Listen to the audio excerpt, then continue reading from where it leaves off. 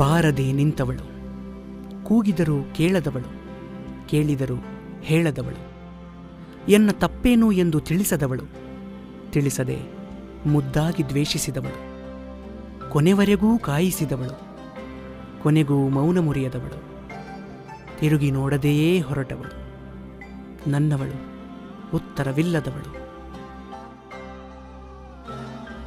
ಇದಕ್ಕೆಲ್ಲ ನೀನೇ ಕಣೆ ಕಾರಣ. ಯಾವಾಗ ನೀನು ನಮ್ಮ ಮನೆಗೆ ಬಂದ್ಯೋ ಹಿಡಿತು ದರಿದ್ರ.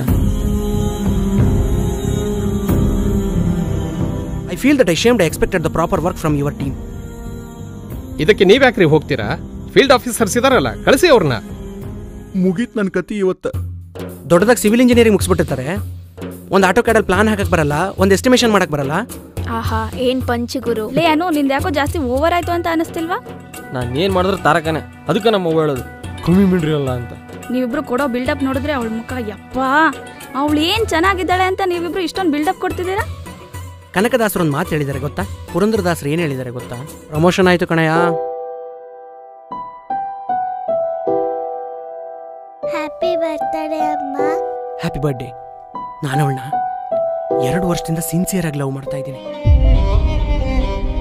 ಒನ್ ವೇ ಅವಳು ಯಾರಿಗೆ ಒಲಿತಾಳೋ ಅವ್ರ ಪಾಲಿಗೆ ದೀಪ, ಇಲ್ದಿದ್ರೆ ಜ್ವಾಲೆ. ನಮ್ಮ ಲೈಫ್ ಒಂಥರ ಟ್ರೈನ್ ಜರ್ನಿ ಇದ್ದಂಗೆ. ನಾವೇನೋ ಟಿಕೆಟ್ ಬುಕ್ ಮಾಡಂಗೆ ಮಾಡ್ತೀವಿ, ಆದರೆ ಯಾವ ಬೋಗಿಲಿ, ಯಾರ ಪಕ್ಕದಲ್ಲಿ ಯಾವ ನಂಬರ್ ಸೀಟ್ನ ಕನ್ಫರ್ಮ್ ಮಾಡಬೇಕು ಅಂತ ಅವನಿಗೆ ಮಾತ್ರ ಗೊತ್ತಿರುತ್ತೆ. ನಿನ್ನ ಪಡೆಯೋ ಅದೃಷ್ಟ ಆ ದರಿದ್ರ ಮುಂಡೆಗೆ ಎಲ್ಲಿದೆ? ನಿನ್ನ ಪಡಿಬೇಕಂದ್ರೆ ಮಂಗಳಗೌರಿ ವ್ರತ ಮಾಡಿರ್ಬೇಕು ಅವಳು. ಅವಳು ನಿಮ್ಮ ಮಗಳೇ ಆಗಿದ್ದಿದ್ರೆ ಈ ರೀತಿ ಮಾಡ್ತಿದ್ರ ನೀವು? ಸ್ವಲ್ಪ ಮನುಷ್ಯತ್ವ ಬೇಡ ನಿಮಗೆ? ಅನುಷನ್ ಬಿಟ್ಟು ಬೇರೆ ಯಾರನ್ನೂ ಮದ್ವೆ ಆಗಲ್ಲ ಅಂತಿದ್ದಾನಣ್ಣ.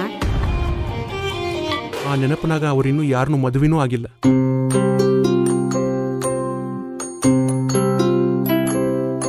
ಒಂದು ಹೆಣ್ಣಿಗೆ ಬೇಕಾಗಿರೋದು ಶ್ರೀಮಂತನೋ ಜಮೀನ್ದಾರನೋ ಅಲ್ಲ, ಅನ್ಕಂಡೀಷ್ನಲ್ ಲವ್ ಕೊಡೋಂಥವ್ನು. ಅವಳು ನನ್ನ ಪಾಲಿಗೆ ದೇವತೆ ಆಗಿದ್ದಾಳೆ, ಹಾಗೇ ಇದ್ಬಿಡ್ಲಿ. ಯಾಕೆಂದ್ರೆ ದೇವತೆನೇ ಬರೀ ಪೂಜೆ ಮಾಡ್ಬೇಕಷ್ಟೆ, ಮದುವೆ ಮಾಡ್ಕೋಬೇಕು ಅಂತೆಲ್ಲ ಆಸೆ ಪಡಬಾರ್ದು. ಮತ್ತೆ ನೆನಪಾಗದಿರು